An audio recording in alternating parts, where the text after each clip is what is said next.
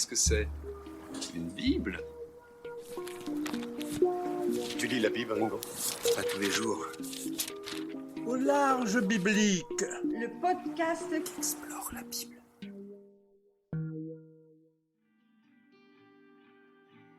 La Bible a ses héroïnes, depuis Ève dans le livre de la Genèse jusqu'à Marie de Magdala dans les évangiles. Le Premier Testament possède même 3 livres qui portent le titre de leur héroïne. C'est le cas d'Esther, la jeune reine juive, épouse du roi perse Xerxès, qui déjoua le massacre de son peuple. Comme aussi Judith, la veuve qui délivra Israël en éliminant d'impieux Holoferne, général en chef de Nabuchodonosor. Le livre de Ruth offre 2 premiers rôles féminins, Ruth et Noémie. Elles n'ont rien de reine ou de résistante, contrairement à Judith et Esther. Elles sont veuves et pauvres, et même étrangères pour Ruth. Et pourtant, l'une et l'autre seront les actrices indispensables à ce récit subversif questionnant, au sein d'une société tentée par un repli identitaire, la foi d'Israël, la loi de Moïse, mais aussi la place de la femme et de l'étranger.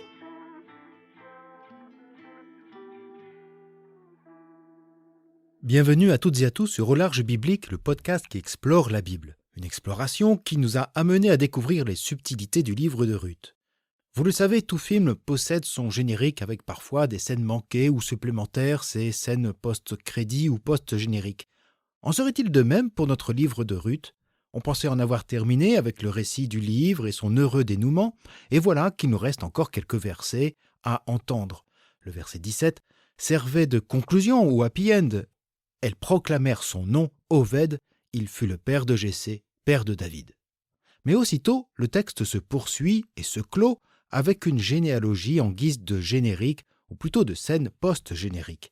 Des versets qui semblent être comme un appendice ajouté ultérieurement. Est-ce bien le cas ? Et surtout, qu'apporte-t-il au récit ? Ce sont les derniers versets du livre de Ruth qui sortent du récit narratif pour nous faire entendre une généalogie qui part de Péretz, le fils de Juda et Tamar, jusqu'à David. On trouve cette même généalogie à quelques nuances près dans le premier livre des Chroniques au chapitre 2. L'auteur de Ruth a-t-il utilisé ce livre des Chroniques ou est-ce l'inverse ? Cela pourrait être probable selon de nombreux exégètes. La généalogie du livre des Chroniques serait plus tardive, aux environs de l'an 400 avant notre ère. En tout cas, l'un et l'autre ont en commun l'insistance sur la dynastie davidique, mais font aussi place à l'étranger résident.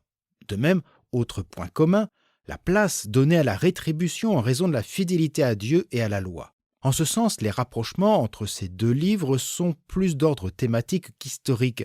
Le premier livre des Chroniques a certainement utilisé la généalogie du livre de Ruth pour, sinon évoquer la théologie du livre de Ruth, ou pour asseoir son propos.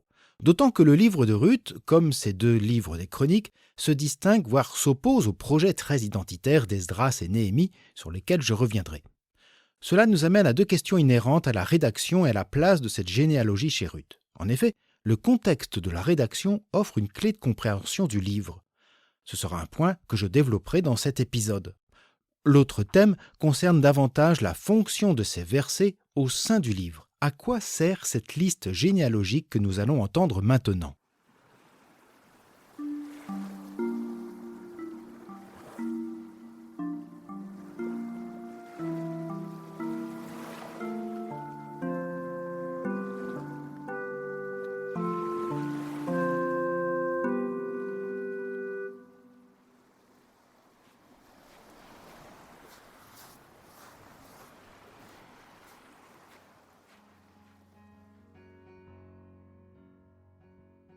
Et voici les générations de Pérez. Pérez engendra Esron. Esron engendra Ram. Ram engendra Aminadav. Aminadav engendra Nachon. Nachon engendra Salma. Salma engendra Boz. Boz engendra Oved. Oved engendra Jessé. Et Jessé engendra David.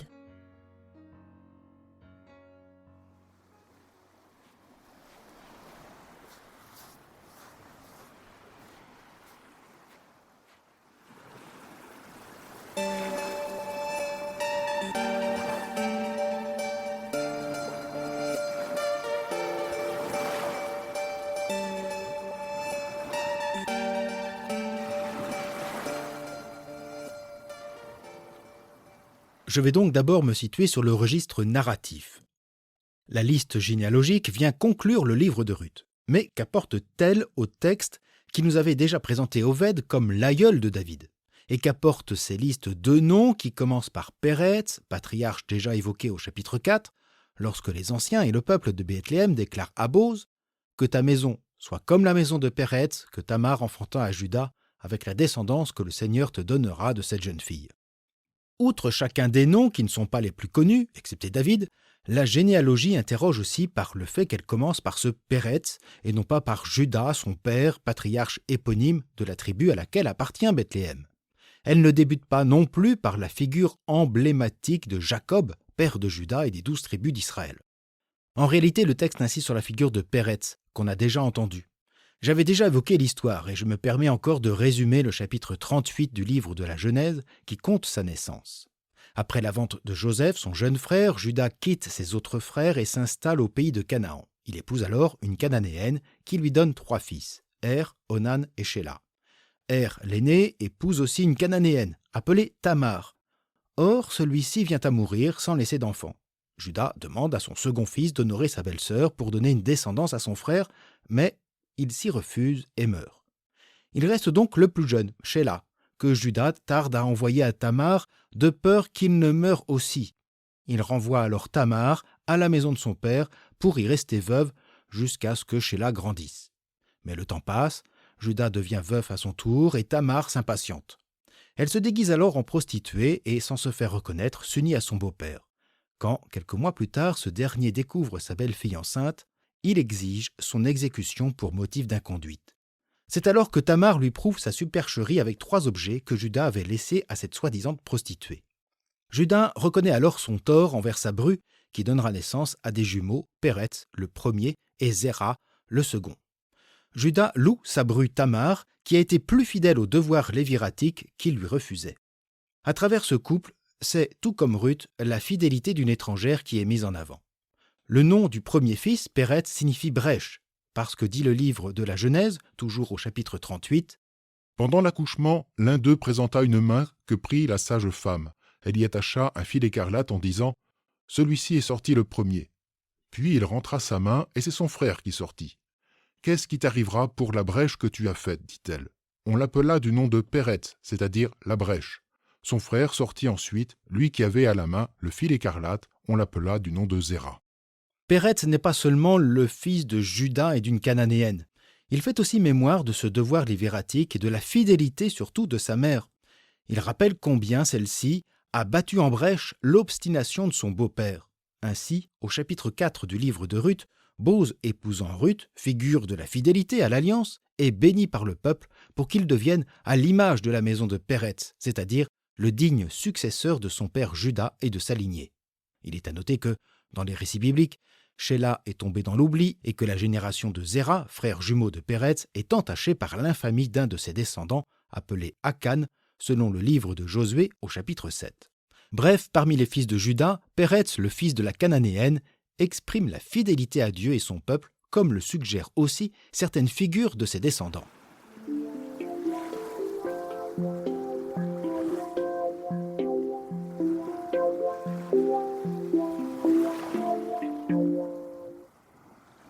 La généalogie est réduite à 10 noms, allant de Péretz à David. Je n'affirmerai pas que ce nombre 10 soit à mettre en parallèle avec les 10 paroles ou commandements liés aussi à l'alliance avec Moïse. Ce serait un peu facile et sans doute y a-t-il une autre explication. La succession permet surtout de relier Péretz à David via Boz et Oved. On fait ainsi mention de la généalogie du roi emblématique d'Israël, avec qui, selon le second livre de Samuel au chapitre 7, Dieu conclura une alliance. La personne même de David donne ainsi son autorité au récit de Ruth, tout comme le fils du patriarche Juda, Péretz. L'histoire de Ruth devient une histoire sérieuse qui concerne l'histoire même du salut. Avec cette généalogie, le récit ne peut plus être considéré comme un conte populaire distrayant. La généalogie insiste sur ses 2 fils, Péretz, fils du patriarche Juda, qui donna son nom à la tribu du Sud, et David le grand roi du royaume d'Israël-Juda. Ce dernier est souvent nommé par Saül le premier roi, mais par ses détracteurs, non pas par son nom, mais par l'expression « fils de Jessé », qui revêt un caractère méprisant. Je vous parlerai un jour de cette histoire de David racontée dans les livres de Samuel. Bref, Ruth la Moabite, la méprisée, et son fils Oved, d'une certaine manière, a contribué à la grandeur du royaume. Ou pour le dire autrement, Dieu n'a pas retiré sa bénédiction à David en raison de ses aïeules étrangères, Tamar et Ruth, la Cananéenne et la Moabite. Or, c'est là que nous pouvons revenir à ce chiffre 10, puisque, selon le livre du Deutéronome, au chapitre 23, « L'Ammonite et le Moabite ne seront pas admis à l'assemblée du Seigneur.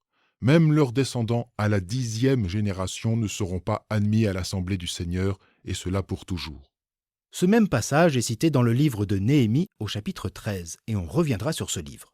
Ainsi, la généalogie indique bien qu'il y a bien moins de 10 générations entre David et Oved, nés de la Moabite. Et pourtant, comme nous l'avons entendu lors de l'épisode précédent, Dieu accorda sa faveur à Ruth.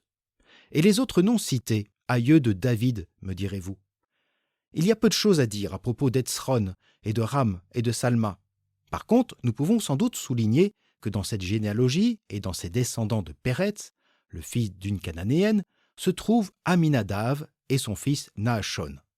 Or, selon le livre de l'Exode, au chapitre 6, Aaron, le frère de Moïse, épousa Élisabeth, fille d'Aminadav et donc sœur de Naashon.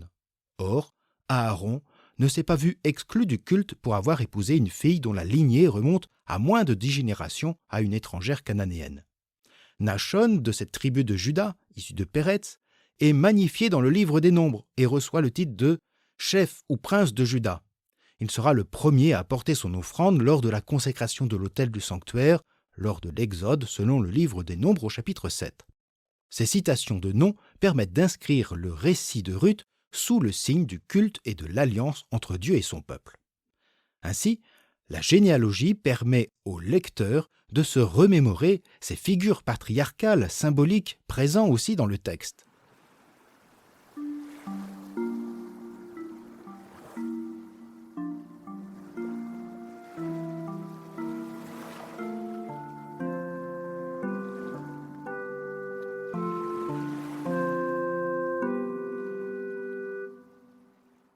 Avec la généalogie, Boz est désigné comme appartenant à la lignée de Juda et de Naashon, chef de cette tribu. En cela, et le récit le souligne, Boz est toujours en lien avec des notions géographiques liées au territoire. Il possède un champ, fait travailler des moissonneurs et participe au vannage. Boz est un homme de la terre, de ce champ, qui représente tout Juda. Il y a aussi en lui cette représentation du juge au chapitre 4, qui établit la justice parmi le peuple en faveur de Ruth. En cela, il y a aussi une figure divine derrière Boz qui reçoit Ruth, la Moabite, comme épouse. Avec la scène sur l'aire Havanée au chapitre 3, nous avons évoqué la notion d'alliance avec cet aspect cultuel lié au peuple et à la terre. À l'inverse, Noémie est la femme de l'exil, qui n'est pas sans évoquer le drame de la déportation des fils d'Israël après la prise de Jérusalem en 597 par Nabuchodonosor. J'avais aussi évoqué cet aspect lors de l'épisode 3 consacré au temps des juges. Effectivement, l'exil forcé à Moab, la mort de son époux au nom royal, Elimelech, et de ses enfants, Malon, maladie, et Kilion, épuisement, rappellent à la mémoire du lecteur le drame de ces Jérusalémites qui furent violemment déportés, ont vu leurs rois et leurs enfants mourir sous les coups babyloniens.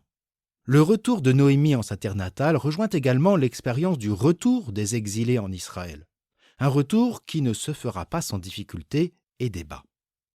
Et un des débats portera sur la place de ces femmes étrangères que des Judéens restés au pays ont épousées, tout comme aussi des exilés en Mésopotamie. Ces mariages mixtes étaient condamnés par un parti religieux et politique dont feront partie Esdras et Néhémie, sur lesquels nous reviendrons. Pour se défendre de cette tentation de refuser la terre de Judée à ses épouses étrangères, le livre de Ruth dessine l'héroïne sous les traits des patriarches et matriarches étrangères qui ont forgé l'histoire du salut et de l'alliance entre Dieu et son peuple. À l'image d'Abraham, en Genèse 12, Ruth a tout quitté pour suivre sa belle-mère sur une terre qu'elle ne connaît pas. Dès le premier chapitre, le rédacteur emprunte une formule d'alliance pour exprimer cette fidélité, c'est-à-dire cette foi de Ruth. Ton peuple sera mon peuple, ton Dieu mon Dieu. À la fin du livre, Ruth est même comparée à Rachel et Léa, épouses de Jacob Israël, mais aussi à Tamar, la Cananéenne. L'auteur lui permet de rejoindre le cercle des grandes matriarches du livre de la Genèse, elles, la femme moabite, devient ainsi la figure du croyant fidèle à l'alliance et à la loi et devient l'aïeul de David. Ce livre de Ruth vient critiquer les positions d'une vision identitaire du judaïsme portée par Esdras et Néhémie qui voient dans ces épouses étrangères un danger pour la culture et la transmission de la foi d'Israël.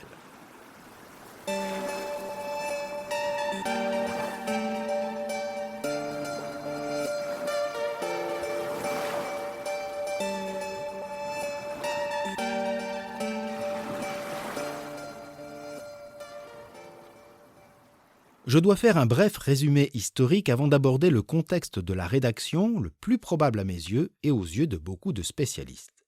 En 539 avant notre ère, la puissance babylonienne est vaincue par le roi perse Cyrus. Ce dernier va permettre aux déportés de revenir en leur contrée. Parmi les élites jérusalémites exilées depuis plus de 50 ans, enfin surtout leurs descendants, certains prennent petit à petit le chemin de la Judée pour rebâtir le palais, le temple et les murailles de la ville. Or, ces enfants et ces petits-enfants des premiers déportés reviennent avec une vision idéalisée de leur histoire et de leur terre ancestrale, idéal nourri par une œuvre littéraire composée en exil. Et lorsqu'ils arrivent en Israël, tout est en ruine et à reconstruire au-delà même des briques et des murs. Le peuple judéen autochtone, qui n'a pas subi les déportations, vit sur une terre où cohabitent des étrangers et leurs idoles, comme au temps de la royauté impie. Les livres d'Esdras et Néhémie relatent ces mariages mixtes qui sont à leurs yeux de véritables abominations. Néhémie le dénonçait aussi pour les exilés à Babylone. À ses yeux, ces mariages mixtes mettent en danger la postérité d'Israël. C'est probablement en exil que le mariage endogamique, l'union au sein d'un même clan, fut promu afin de préserver la survie de la communauté. L'union avec un étranger ou une étrangère met en danger l'identité même du peuple qui court le risque du syncrétisme et de l'idolâtrie. Ainsi, le livre de l'Exode met en garde au chapitre 34. Ne va pas conclure un pacte avec les habitants du pays. Quand ils se prostituent avec leurs dieux et sacrifient à leurs dieux, ils t'appelleraient et tu mangerais leurs sacrifices. Si tu prenais de leurs filles pour tes fils, leurs filles se prostitueraient avec leurs dieux et amèneraient tes fils à se prostituer avec leurs dieux. Ainsi, au temps de la réinstallation, aux environs du 5e siècle, l'épouse étrangère est perçue comme un danger pour l'identité religieuse d'Israël qui, dans une relecture de son histoire, attribue la ruine de Jérusalem au péché d'idolâtrie de ses rois et de son peuple. Il ne faut donc pas retomber dans le même péché et pour garantir cette fidélité, beaucoup vont insister sur l'endogamie et surtout obliger ou tenter d'obliger les hommes à se séparer de leurs femmes étrangères. On évoque cette situation en filigrane dans le livre de la Genèse. Abraham doit se séparer d'Agar, l'Égyptienne, mère de son enfant Ismaël, en Genèse 14 et 21. Comme aussi Moïse se séparera de Tsipora, son épouse madianite, lors de la pérégrination vers la terre promise. Le livre de l'Exode au chapitre 18 raconte « Jéthro, beau-père de Moïse, prit Tsipora, femme de Moïse. C'était après qu'elle eût été renvoyée. » Au 5e siècle avant notre ère, deux hommes qui ont pour une part la charge d'organiser la réinstallation en Judée, mais aussi sa restauration, vont dans le sens d'une séparation d'avec les épouses étrangères. Il s'agit d'Esdras et de Néhémie. Le livre d'Esdras au chapitre 2 rapporte l'exclusion de prêtres qui ne furent pas autorisés à revenir en Judée du fait de leur union avec les femmes païennes. Et voici ceux qui n'ont pas pu faire connaître si leur maison paternelle et leur race étaient bien d'Israël. Certains parmi les prêtres, les fils de Barzillai, celui qui avait pris femme parmi les filles de Barzillai le Galaadite. Ces gens-là cherchèrent leur registre de généalogie mais ne le trouvèrent pas. Alors on les déclara souillés, exclus du sacerdoce. Surtout, ce même constat est fait en terre de Judée, aux grandes dames d'Esdras, selon le chapitre 9. Quand cela fut terminé, les chefs s'approchèrent de moi pour me dire « Le peuple d'Israël, les prêtres et les Lévites ne se sont pas séparés des gens du pays. En conformité avec les abominations de ces derniers, celles des Cananéens, des Hittites, des Périsites, des Jébusites, des Ammonites, des Moabites, des Égyptiens et des Amorites, eux et leurs fils, ils ont épousé les filles et la race sainte s'est mêlée aux gens du pays. Les chefs et les notables ont été les premiers à tremper la main dans cette affaire d'infidélité. Lorsque j'entendis cela, je déchirai mon vêtement et mon manteau, je m'arrachai les cheveux de la tête et les poils de la barbe, et je m'assis accablé. » Je termine avec un extrait du livre de Néhémie qui rend compte lui aussi de cette volonté de préserver la pureté juive du peuple jusqu'à condamner ces mariages mixtes qui mettent en danger la foi d'Israël, c'est-à-dire la fidélité à Dieu et à son alliance. Au chapitre 13 de Néhémie, on lit C'est aussi dans ces jours-là que je vis des Juifs qui avaient épousé des femmes ashdodites, ammonites et moabites. La moitié de leurs fils parlaient l'ashdodien, et aucun d'eux ne se montrait capable de parler le juif, mais la langue d'un peuple ou d'un autre. Je leur fis des reproches et les maudis. Je frappai quelques hommes parmi eux et leur arrachai les cheveux. Puis je leur fis jurer au nom de Dieu, ne donnez pas vos filles à leurs fils, ne prenez pas de leurs filles pour vos fils et pour vous. N'est-ce pas à cause de cela qu'a péché Salomon, roi d'Israël? Parmi les nombreuses nations, il n'y eut pas de roi comme lui. Il était aimé de son Dieu et Dieu l'avait établi roi sur tout Israël. Pourtant, c'est lui que les femmes étrangères ont entraîné dans le péché. Et pour vous aussi doit-on apprendre que vous commettez cette faute si grave d'être infidèle à notre Dieu en épousant des femmes étrangères? Selon le livre d'Esdras au chapitre 10, la décision de se séparer des épouses étrangères et leurs enfants est même associée à l'alliance de Dieu, selon ce parti radical. Au chapitre 10 du livre d'Esdras, un homme déclare « Concluons maintenant une alliance avec notre Dieu en vue de renvoyer toutes les femmes et leurs enfants suivant le conseil de mon Seigneur Esdras et de ceux qui craignent le commandement de notre Dieu, qu'il soit fait selon la loi. » On se doute bien que cette volonté ne fait pas l'unanimité et un petit groupe essaiera vainement de s'y opposer, comme en témoigne encore le livre d'Esdras lui-même, au même chapitre 10.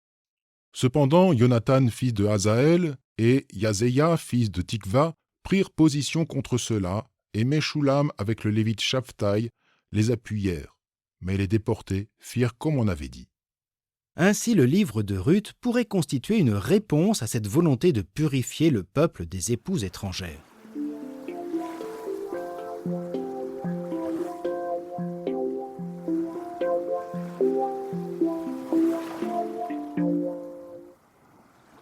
Ruth la Moabite, le peuple le plus honni de la Bible, comme je l'ai dit lors des premiers épisodes, revêt pourtant la figure de la fidélité même d'Israël. Le récit vient contredire les mesures d'Esdras et de Néhémie en mettant pour argument majeur la foi et non l'origine. De plus, comme nous venons de le voir, Ruth rejoint ces matriarches étrangères qui furent à l'origine de la lignée davidique. Elle est ainsi non seulement accueillie en raison de sa fidélité à Noémie, comme à la loi, mais elle entre en alliance avec le Dieu d'Israël comme avec Bose. Oved, son fils, est le signe de la faveur même de Dieu à son égard. En cela, le livre de Ruth constitue une réponse cinglante aux craintes d'Esdras et Néhémie qui ne voient comme solution que le seul repli identitaire. Nous pouvons sous cet angle relire Ruth. En effet, une lecture des drames qu'a vécu Noémie, la perte de son époux et de ses fils, pourrait être attribuée à son exil en Moab, pays maudit. De même, ne serait-ce en raison de leur mariage avec des femmes moabites contre la volonté de Dieu que Malon et Kilion meurent. Une interprétation qu'on reverra lors du prochain épisode. C'est là que le livre oblige à répondre négativement à cette lecture. Preuve en est, Ruth vaut pour Noémie plus que ses fils par sa fidélité et par la naissance d'Oved. Dieu a agi non pas contre, mais pour Ruth et Noémie. De même, Ruth n'a pas fait entrer ses divinités et ses croyances à Bethléem. Au contraire, elle fait serment de fidélité au Dieu d'Israël et au peuple de Noémie. Son attitude montre qu'elle est accordée à l'alliance et à la loi. La Moabite n'agit pas contre Dieu, mais Dieu agit en faveur de Ruth. Plus encore, Bose, le maître des moissons, ne rejette pas celle qui est méprisée comme une Moabite. Il prend même appui sur la loi, celle du lévirat et le droit de rachat, pour l'épouser. Il permet ainsi la survie du clan d'Elimelech en préservant la terre et la descendance, les deux éléments essentiels à l'alliance et à la promesse du Seigneur. Bose obéit en tout à Dieu et à sa loi, et Dieu bénit Bose en ses épousailles. De même, Oved, fruit d'une Moabite et d'un Judéen, ne va pas pervertir la lignée de Bose. Au contraire, son petit-fils sera le roi David. Tout le livre de Ruth répond point par point aux arguments identitaires d'Esdras et de Néhémie, et nous offre en plus une histoire magnifique. Ainsi, Noémie et Ruth, ces deux femmes, l'une judéenne, l'autre moabite, expriment le salut de Dieu, son alliance envers son peuple, contrairement à ce que pouvaient penser Esdras et Néhémie.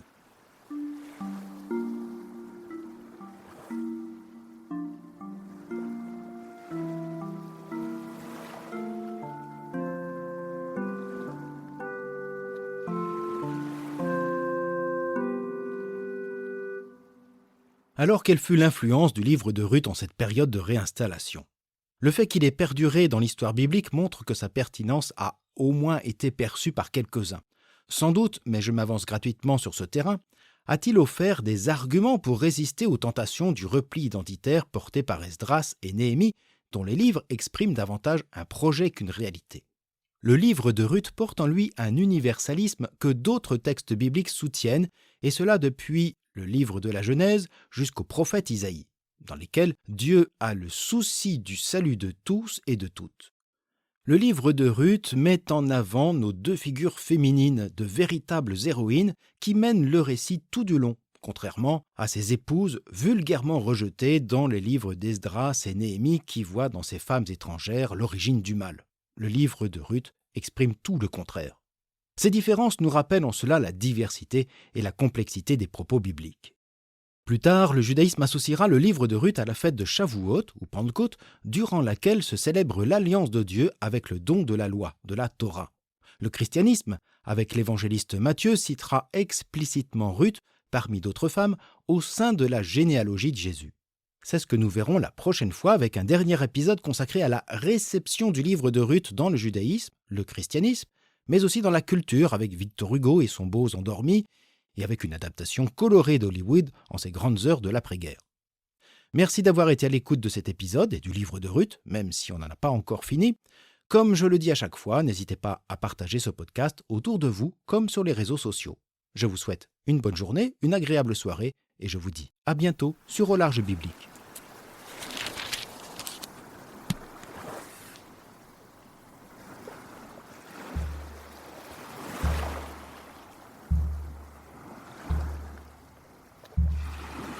Au Large Biblique est un podcast créé et animé par François Bessonnet, prêtre et bibliste.